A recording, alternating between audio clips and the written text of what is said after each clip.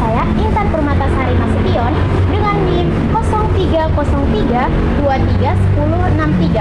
Saya dari Universitas Islam Negeri Sumatera Utara, program studi bimbingan dan konseling pendidikan Islam, dan saya dari Fakultas Ilmu Tarbiyah dan Keguruan. Pada kesempatan kali ini, saya akan menyampaikan tugas dari mata kuliah Mikro Konseling yang diampu oleh Ibu Dr. Yenti Arsini, MPD, yaitu tentang keterampilan konfrontasi dalam konseling. Yuk teman-teman, kita simak dan saksikan videonya ya, jangan di-skip. Nah, teman-teman sudah pada tahu belum sejarah konfrontasi? Nah, konfrontasi ini mulai dikenal dalam dunia konseling sejak berkembangnya pendekatan humanistik pada abad ke-20. Awalnya, konseling hanya berfokus pada empati, tetapi kemudian konseling juga perlu dihadapkan pada kenyataan tentang dirinya. Nah, dari sinilah konfrontasi menjadi salah satu keterampilan dalam konseling yang digunakan oleh seorang konselor untuk menunjukkan adanya ketidaksesuaian dalam diri konseling tersebut. Nah, pengertian dari konfrontasi adalah salah satu teknik dalam konseling yang digunakan oleh seorang konselor untuk menunjukkan adanya ketidaksesuaian dalam diri konseling, seperti apa yang dia rasakan, apa yang dia pikirkan, dan apa yang dia lakukan. Kemudian, tujuan dari konfrontasi ini adalah membantu konselor tersebut menyadari ketidaksesuaian dalam dirinya, seperti ucapannya, pikirannya, dan tindakannya. Kemudian ada tahap-tahap dalam konfrontasi. Yang pertama, mengamati dan mendengarkan konseling. Yang kedua, mengidentifikasi ketidaksesuaian. Yang ketiga, merumuskan konfrontasi. Yang keempat, menyampaikan konfrontasi. Yang kelima, mengamati reaksi konseling. Dan yang keenam, yaitu membantu konseling menentukan langkahnya. Selanjutnya, ada bentuk-bentuk konfrontasi. Yang pertama, konfrontasi verbal, yaitu disampaikan dengan kata-kata dengan menggunakan kalimat yang jelas dan tepat. Yang kedua, konfrontasi nonverbal, yaitu tidak disampaikan dengan kata-kata tetapi menggunakan ekspresi wajah, kontak mata, dan bahasa tubuh. Yang ketiga, konfrontasi ucapan dan perilaku, yaitu konselor menunjukkan adanya ketidaksesuaian antara apa yang dikatakannya dengan apa yang dia lakukan. Yang keempat, konfrontasi ucapan dan perasaan, yaitu konselor menunjukkan adanya ketidaksesuaian antara apa yang dikatakan konseling dengan apa yang dia rasakan saat itu. Yang kelima, konfrontasi dua pernyataan, yaitu dua cerita atau pernyataan dari konseling yang saling bertentangan. Nah, dalam praktik ini, izinkan saya memperkenalkan peran serta latar belakang yang terlibat dalam proses konseling ini. Nah, di sini saya sebagai konselor yang akan memandu jalannya kegiatan ini. Nah, di mana konselor saya merupakan mahasiswi Universitas Islam Negeri Sumatera Utara yang berinisial F. Dia merupakan dari Fakultas Ilmu Tarbiyah dan Keguruan dan saat ini sedang menjalani pendidikan pada semester 3. Nah, berikut ini video konselingnya ya. Bu, akhir-akhir ini nilai saya turun, Bu. Tapi sebenarnya nggak bermasalah sih. Oh, begitu ya. Saya mendengarkan Ananda bilang nilainya tidak masalah.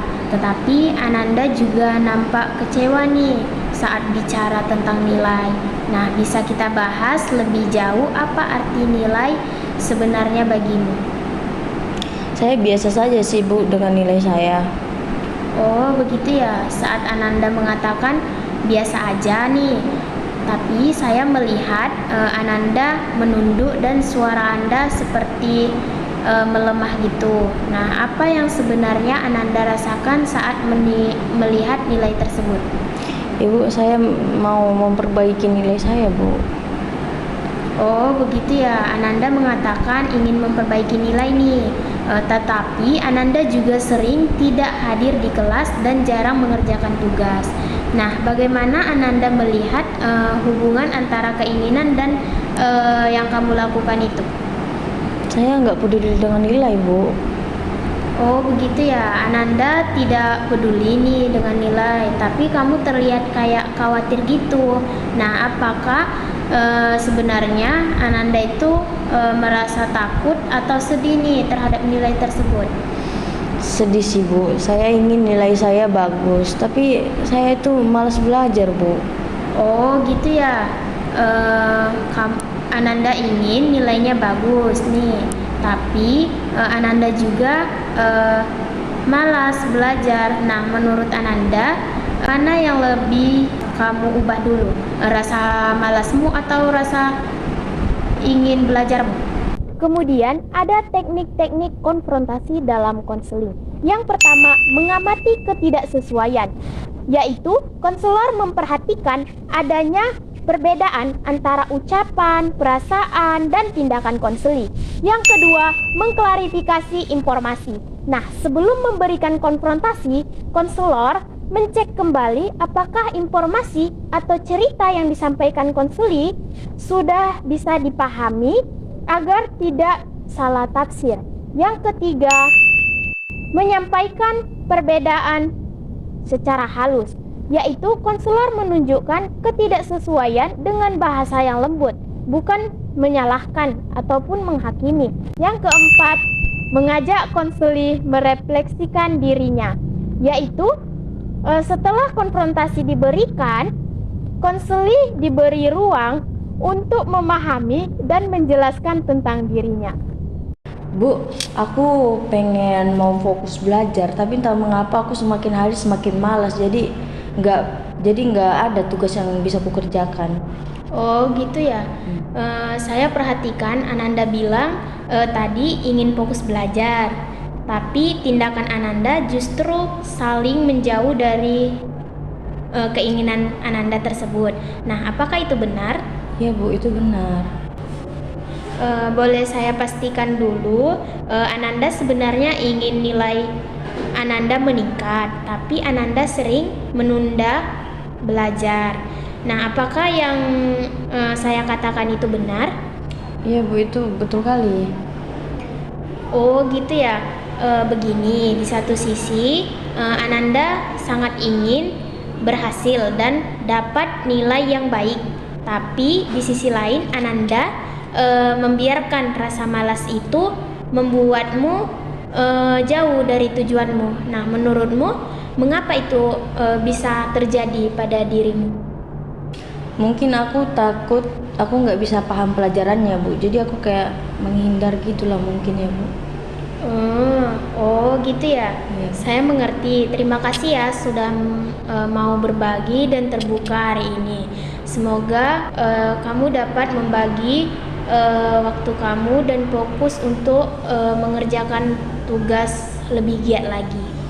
Kita simpulkan bahwa konfrontasi dalam konseling digunakan untuk membantu konseli tersebut menyadari adanya ketidaksesuaian antara ucapan, perasaan, dan perilakunya. Nah, konfrontasi juga disampaikan dengan cara yang sopan, empatik, dan tidak menghakimi, agar konseli merasa aman untuk membuka diri dan merefleksikan dirinya. Melalui teknik ini, konseli dapat memahami masalah yang dihadapinya secara lebih jujur dan bertanggung jawab atas pilihannya. Dengan demikian, konfrontasi membantu konseli mengambil langkah nyata untuk memperbaiki sikap dan perilakunya ke arah yang lebih positif lagi. Cukup sekian dari penjelasan saya tentang konfrontasi. Jika ada penyampaian yang kurang jelas, saya mohon maaf. Wabillahi taufiq walhidayah. Wassalamualaikum warahmatullahi wabarakatuh.